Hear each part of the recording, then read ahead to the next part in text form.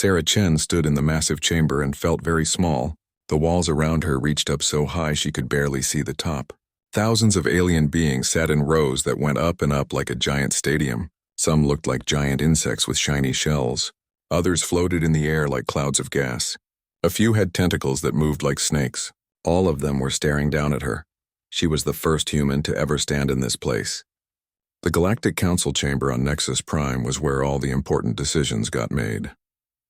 Today they would decide if humans could join their big group of planets and species. Sarah wore her best blue uniform with the Earth flag on her shoulder. She had practiced her speech many times, but now with all these eyes watching her, her mouth felt dry. "The human speaks now," said a deep voice that shook the floor.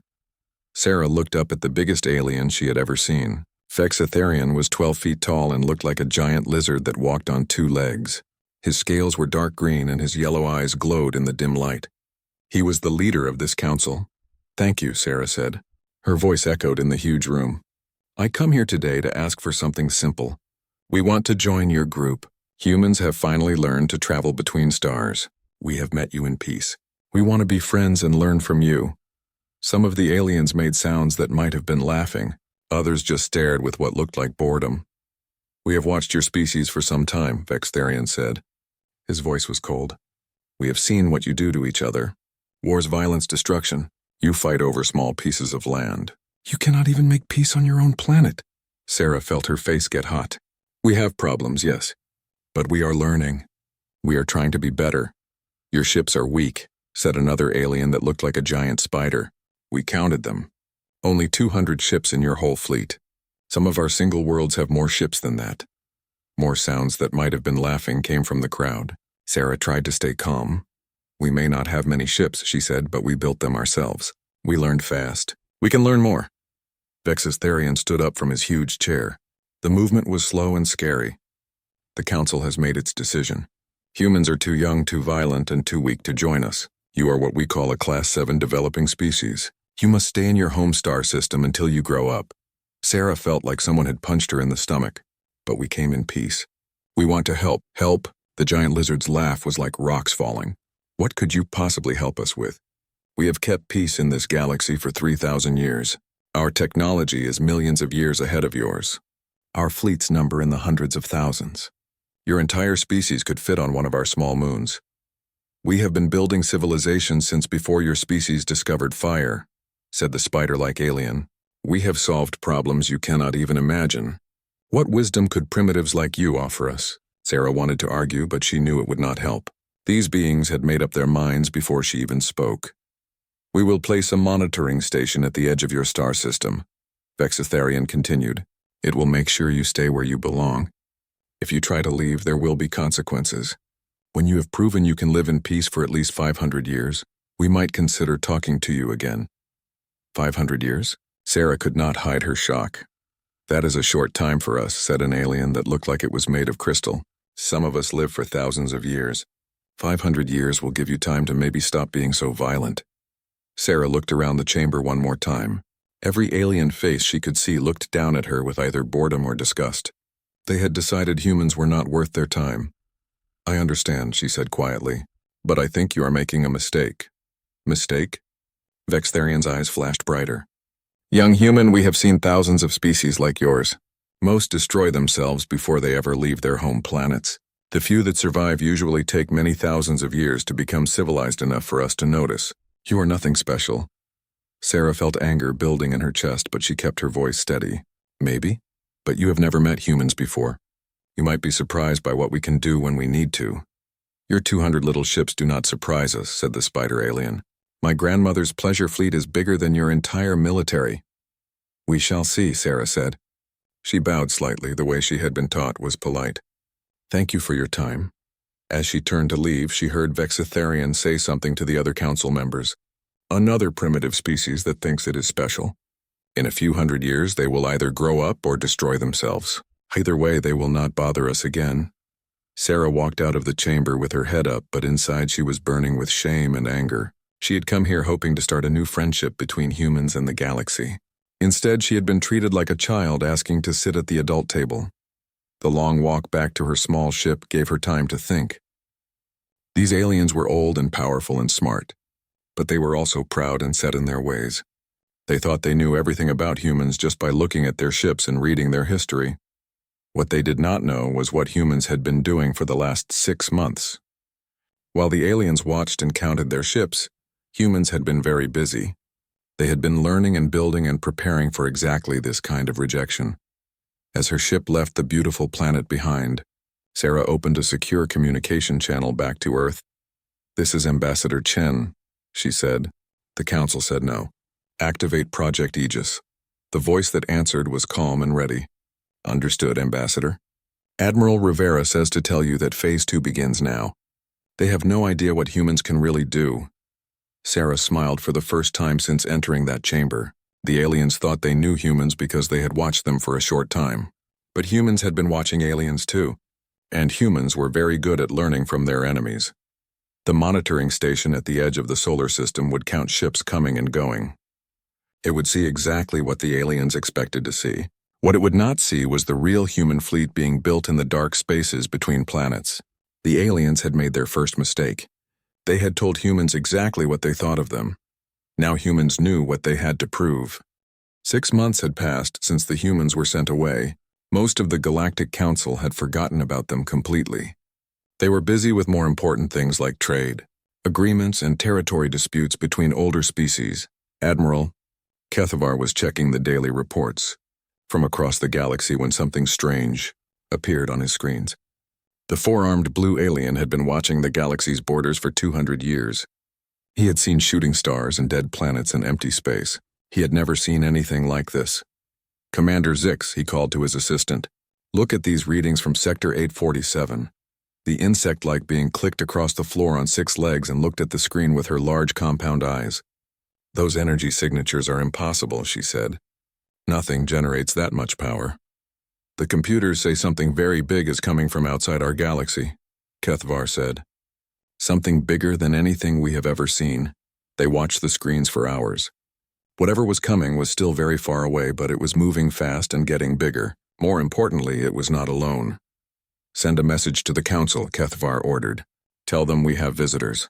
3 days later, the first ships appeared at the edge of Confederation space. They were massive black things that looked like they were built from pieces of dead planets. Each one was the size of a moon.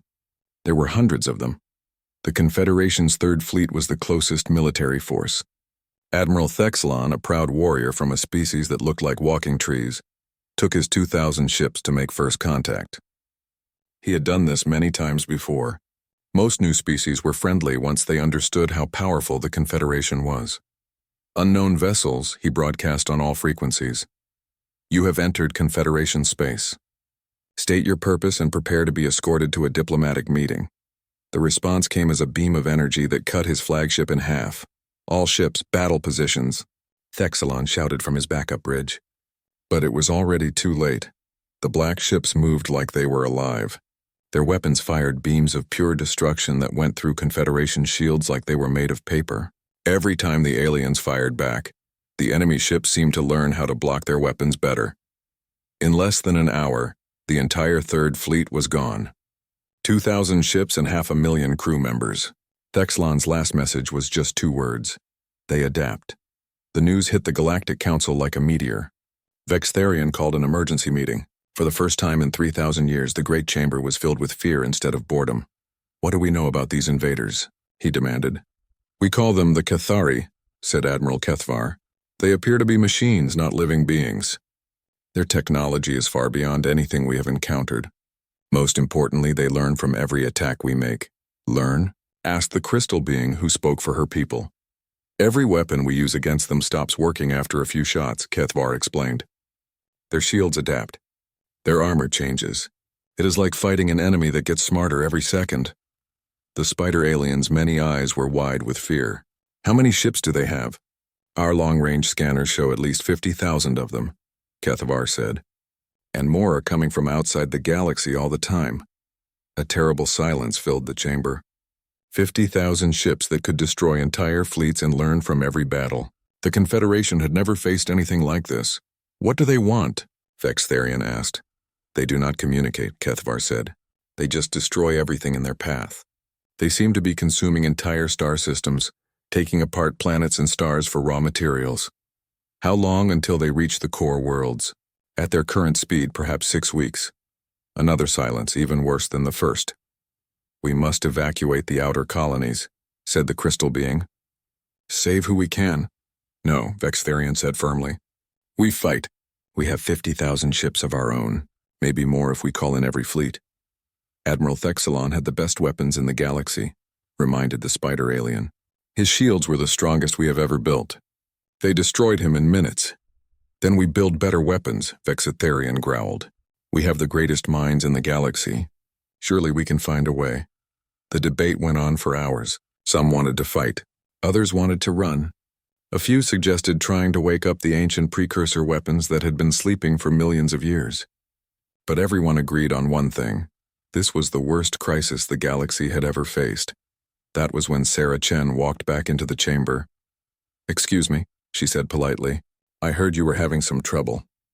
The council members stared at her like she was a ghost. Vexitharian's eyes went wide with anger. How did you get past our security? He demanded. Humans are supposed to stay in their star system. I took a commercial transport, Sarah said calmly. I bought a ticket like anyone else. Your monitoring station only watches for human military ships. What do you want? Vextharian asked. We are busy dealing with a real crisis. I know about the Cathari, Sarah said. Earth would like to help. The sound that came from the council was not quite laughter, but it was close. Several aliens made clicking or hissing noises that clearly meant they thought this was funny. Your 200 ships? The spider alien asked.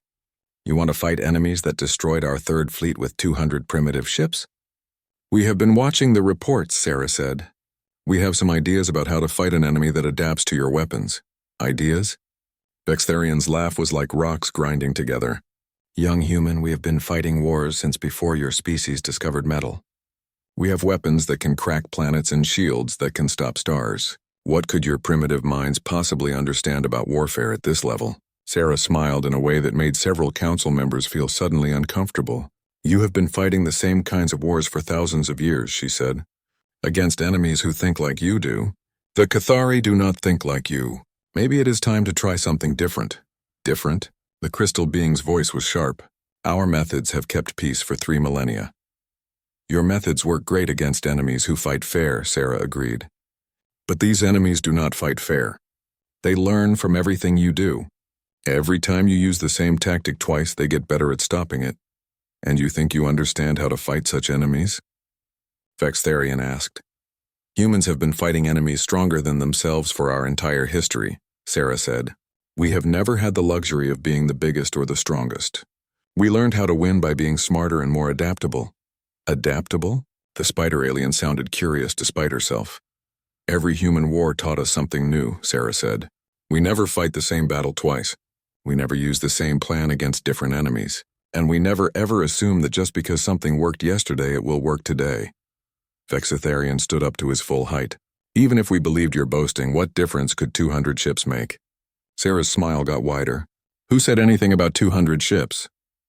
Before anyone could ask what she meant, alarms started blaring throughout the chamber. Admiral Kethvar was shouting into his communicator. The Cathari have broken through our second defense line, he announced. They will reach the core worlds in 2 weeks, not 6. Sarah nodded like this was exactly what she expected. Then we do not have much time, she said. Admiral Rivera sends his regards. The human fleet will be in position within 72 hours. What human fleet? Vextharian demanded, but Sarah was already walking away. You will see, she called back. And I think you are going to be very surprised. Deep in the cold darkness beyond Neptune, Admiral Marcus Rivera stood on the bridge of his flagship and watched humanity's greatest secret come to life. Thousands of lights moved through the black space like fireflies. Each light was a human ship, and there were many more than 200 of them. Status report, Rivera said to his crew. All construction platforms are online, reported Captain Elena Vasquez from her station. The last batch of ships finished assembly 6 hours ago. We now have 2,043 vessels ready for combat. Rivera nodded. 6 months ago, when the Galactic Council had rejected humanity, he had been just another admiral commanding a small exploration fleet. Now he was in charge of the largest military force Earth had ever assembled. And they still think we only have 200 ships? He asked. The monitoring station sees exactly what we want it to see, Vasquez confirmed.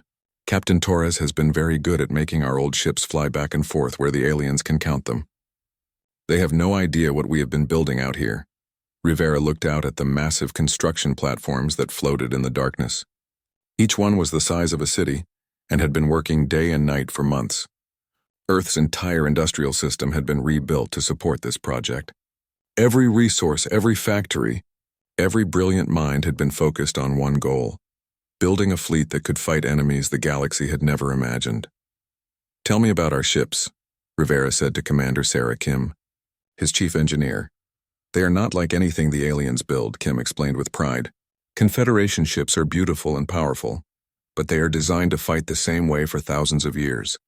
Our ships are designed to change." She pulled up pictures on the main screen. The human ships looked rough and simple compared to the smooth, artistic designs of alien vessels. But Rivera knew that appearances could lie. "Every ship has modular weapon systems," Kim continued. "We can swap out our guns, shields, and even engines in the middle of a battle. If the enemy adapts to our lasers, we switch to missiles. If they block our missiles, we use particle beams. If they stop our particle beams, we ram them." "Ram them?" asked Lieutenant Park, a young officer who was new to the fleet. "Humans have always been willing to do things other species think are crazy," Rivera explained. "Sometimes the best weapon is your own ship used as a giant bullet." Rivera walked to another screen that showed data about their enemy. "What have we learned about the Cathari?" Captain Vasquez had spent months studying every piece of information they could gather. "They are definitely machines, not living beings. They think like computers, which means they are very logical but not very creative. They learn from every attack, but they learn in predictable ways." "Predictable how?" "They adapt to whatever worked against them last time," Vasquez explained. "If you hit them with lasers, they build better laser shields. If you use missiles, they build better missile defense. But they only adapt to what they have already seen." Rivera smiled. "So if we keep changing our tactics faster than they can adapt?" "Exactly. But it means we can never use the same trick twice. Every battle has to be completely different from the last one." This was why Rivera was confident. Humans had been fighting this kind of war for thousands of years. Every time they faced an enemy with better weapons or more soldiers, they had to get creative. They had to be unpredictable. "Show me the Terra Doctrine," Rivera ordered. Another screen lit up with the battle plans human strategists had developed. Unlike the careful formal battle formations aliens used, the human plans looked like chaos. Ships scattered in random patterns, attacking from unexpected angles, working together in ways that seemed to make no sense. "The aliens fight like they are dancing," explained Commander Liu from the tactical station. "Beautiful formations, careful movements, everyone in their proper place. We fight like we are in a street fight. No rules, no honor, just whatever works." "Every human ship captain has complete freedom to improvise," Rivera added. "We give them objectives, not orders. Figure out how to destroy that enemy ship. Figure out how to protect those civilians. We do not care if you follow the plan as long as you get the job done." Lieutenant Park looked confused. "But how do we coordinate? How do we work together if everyone is doing their own thing?" "That is the beauty of it," Rivera said. "Humans have been working in small teams for our entire evolution. We do not need someone telling us what to do every second. We know how to watch each other's backs and adapt to changing situations." Rivera turned to another officer. "What about our special projects?" "The stealth ships are ready," reported Commander Jackson. "The Cathari will not see them coming. The boarding pods are loaded with our best Marines. And the virus bombs are standing by." "Virus bombs?"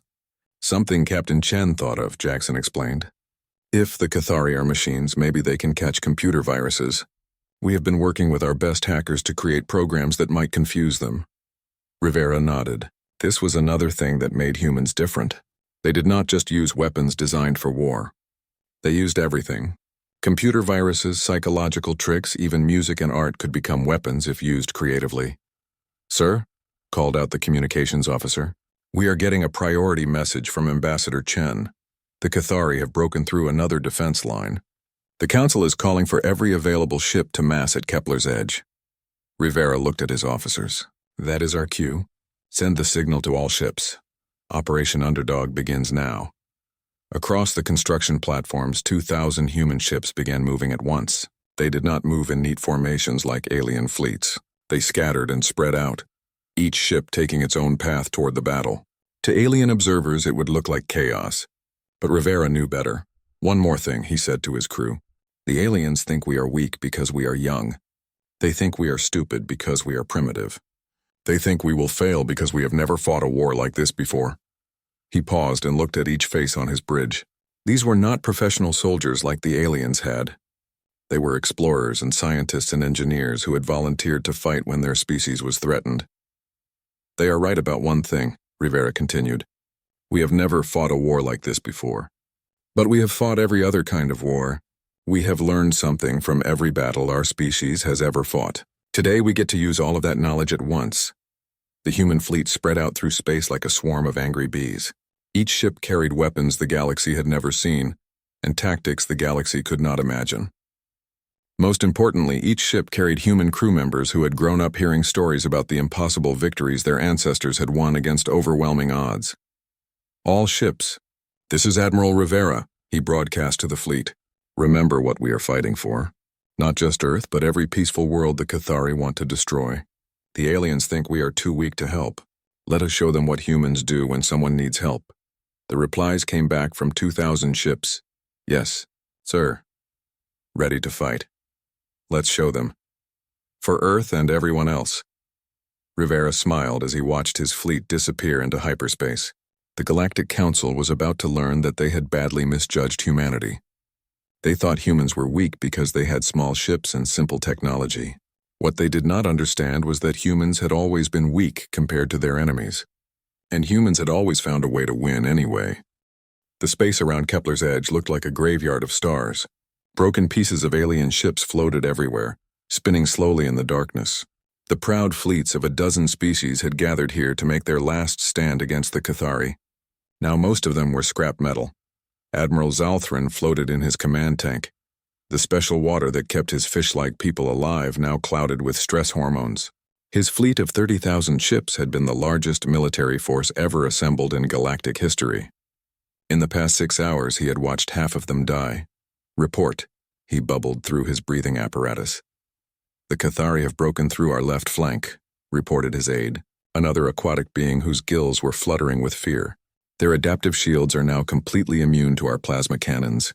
The particle beam batteries stopped working an hour ago. Even our newest quantum torpedoes are having no effect. Zalthran looked at the battle display and felt his heart sink. The enemy ships moved through space like black sharks, each one the size of a small moon. Every time the Confederation forces hit them with something new, the Cathari learned to block it within minutes. It was like fighting an enemy that got stronger every time you attacked. What about the retreat order? Admiral Kreshevar refuses to abandon the civilian evacuation ships. Captain Yexitol's squadron is still trying to cover the medical transports. They say they will hold the line until everyone else escapes. Zalthran understood. These were warriors from species that had fought alongside each other for thousands of years. They would rather die than abandon innocent civilians. But dying here would not save anyone. The Cathari would just move on to the next star system and kill everyone there too. Sir, the communications officer's voice was high with excitement. New contacts jumping into the system. Lots of them. Reinforcements? Zalthran asked hopefully. Maybe the council had found more ships somewhere. Unknown class vessels, the officer reported. The computer does not recognize their design. They are small, sir. Much smaller than our ships. Zalthran's hopes fell again. Small ships would not help against enemies like this. But then something impossible happened. Sir, the new ships they are everywhere. The computer is having trouble counting them. At least 2,000 vessels, all different designs. 2,000? Zalthran could not believe it. Where had 2,000 ships come from? Sir, we are receiving a transmission from the new fleet. Put it through. A face appeared on the screen that Zalthran had never seen before. It belonged to a young species, one with smooth skin and small eyes and hair growing out of its head. A human. This is Admiral Rivera of the Terran fleet, the human said. We are here to help. Please transfer tactical command to my ship. Tactical command? Zalthran was confused. Young human, we appreciate your courage, but you cannot possibly understand the situation here. These enemies are beyond anything your species has encountered. With respect, Admiral, Rivera replied. Your species has been fighting the same way for thousands of years. It is not working. Maybe it is time to try something different. Before Zalthran could answer, one of his officers shouted a warning. Cathari dreadnought moving to attack the evacuation ships. Zalthran watched in horror as one of the massive enemy vessels turned toward a group of civilian transports. His own ships were too far away to intercede. In seconds, thousands of innocent beings would die. That was when he saw something that changed everything he thought he knew about warfare. A small human ship, no bigger than a Confederation patrol boat, suddenly appeared directly in front of the Cathari dreadnought. For a moment, Zalthran thought it was an accident. Then the human ship accelerated straight toward the enemy. "What is it doing?" his aide asked. I think it is going to ram the dreadnought," Zalthran said in disbelief. "But that is suicide. That little ship cannot possibly damage something so large." The human ship hit the Cathari dreadnought right where its main weapon was charging up. The explosion was enormous, but not because the little ship was powerful. It exploded because it was carrying some kind of special bomb that went off inside the enemy's hull. The massive Cathari ship staggered and began spinning out of control. Its main weapon died. The civilian ships escaped. How did they do that? Zalthran asked. "Sir, the human ships are doing something else strange," reported his sensor officer. "They are not staying in formation. They are scattered all over the battlefield in random patterns." Zalthran looked at his displays and saw that the officer was right. The human ships were moving like they had no plan at all. Some attacked alone. Others worked in small groups. A few seemed to be running away only to circle back and attack from behind. "This is chaos," his aide said. "How can they coordinate anything fighting like this?" But as Zalthran watched, he began to see a pattern. The humans were not fighting like soldiers in an army. They were fighting like hunters surrounding a dangerous animal. Every ship seemed to know exactly what every other ship was doing. Even though they were not following any formation, he recognized. "Sir, the Cathari are having trouble adapting to the human tactics," the tactical officer reported with excitement. "Every time they adjust their defenses to stop one type of attack, the humans switch to something completely different." On the display, Zalthran watched a group of human ships attack a Cathari cruiser with energy weapons. The enemy adapted and blocked the energy weapons. So the humans immediately switched to missiles. When the enemy adapted to missiles, the humans used some kind of electromagnetic pulse. When that stopped working, 3 human ships linked together and used their combined shields to ram the enemy ship. "They keep changing their methods," Zalthran observed. "The Cathari cannot predict what they will do next." "Sir, Admiral Rivera is requesting permission to board one of the Cathari ships." "Board them? Is that possible?" "The humans say they have special troops trained for close combat inside enemy vessels. They want to capture a Cathari ship and study how their adaptation systems work." Zalthran had never heard of anyone boarding an enemy ship during space combat. It sounded incredibly dangerous and probably impossible, but then again, ramming enemy dreadnoughts had sounded impossible too. Tell them they have permission to try whatever they think will work." What happened next was even more unbelievable. Small human ships attached themselves to Cathari vessels like parasites. They cut holes in the enemy hulls and sent in soldiers wearing thick armor. Within minutes, one of the Cathari ships stopped fighting and began broadcasting human signals. "They captured it," Zalthran said in amazement. "They actually captured an enemy ship. Sir, Admiral Rivera is transmitting new tactical data to all ships. He says his people have figured out how the Cathari adaptation system works." "Already?" "The humans have been studying them for months, sir. They say every Cathari ship has a central computer that learns from battle data. If you can confuse that computer with too much information at once, it stops working properly." Zalthran listened as Rivera explained the new plan. Instead of using one type of weapon at a time, every ship would use every type of weapon they had all at once. The Cathari computers would not be able to adapt to everything at the same time. "All ships," Zalthran ordered, "follow the human battle plan. Use every weapon system you have." The result was the most chaotic battle in galactic history. Confederation ships fired energy beams, missiles, particle cannons, and gravity bombs all at the same time.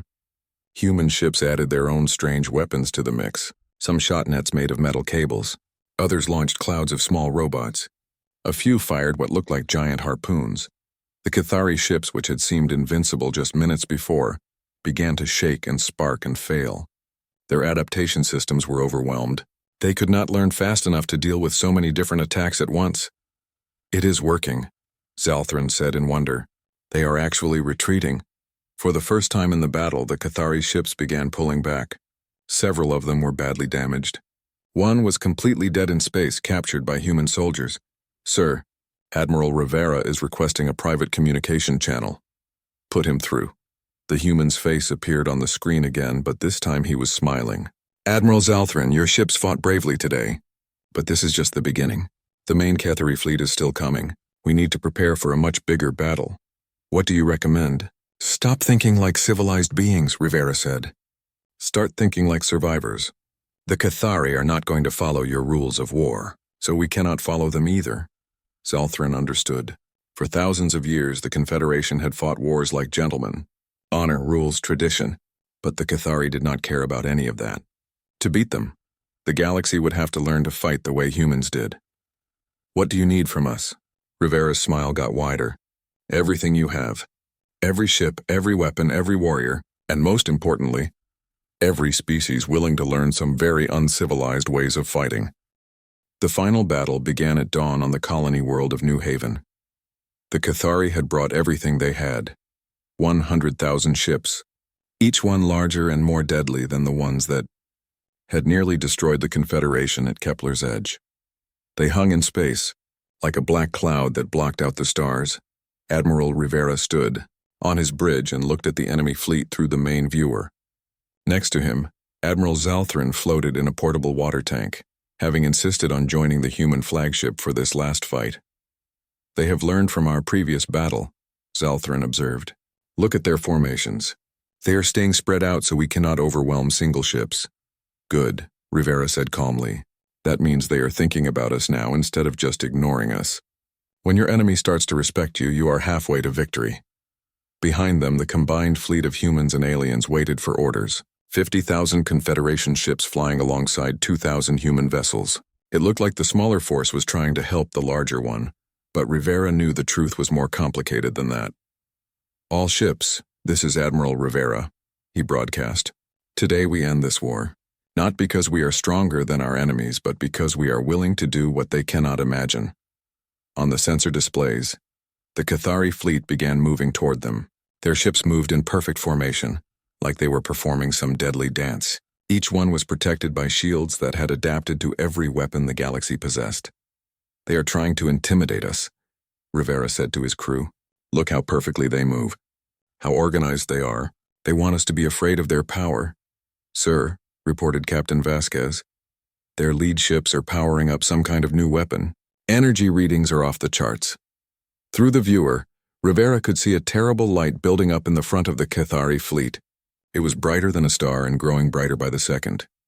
"That is a planet killer," Zalthrin said with horror. "They are going to destroy New Haven and everyone on it." "Not if we stop them first," Rivera said. He opened a communication channel to the entire fleet. "All ships execute Operation Last Stand." What happened next was something no alien had ever seen before. The human ships did not attack the Cathari fleet. Instead, they flew straight toward the massive weapon that was charging up to destroy the planet. "What are they doing?" Zalthrin asked. "Something humans have always been good at," Rivera replied. "Sacrificing ourselves to protect others." One by one, human ships flew into the path of the planet-killing weapon. They did not try to destroy it. They just got in the way. The first ship died instantly when the weapon fired. The second ship died a few seconds later. Then the third. "This is madness," Zalthrin said.